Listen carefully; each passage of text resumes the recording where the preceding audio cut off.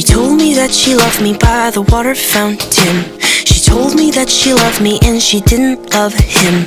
And that was really lovely cause it was innocent. But now she's got a cup with something else in it. It's getting kinda blurry at 10:15. And he was in a hurry to be touching her skin.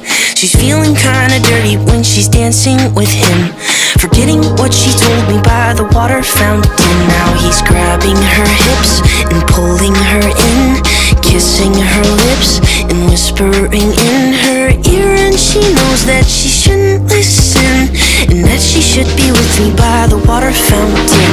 She couldn't be at home in the nighttime because it made her feel alone. But at that time she was too young. I was too young. I should have built a home with a fountain for us. The moment that she told me that she was in love, too young.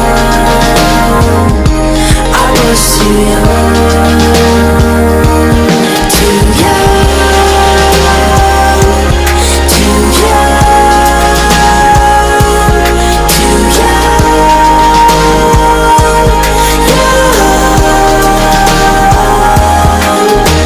And if she ever goes back to the water fountain, the handle will be broken and the rust set in. But my hand, it will be open and I'll try to fix it.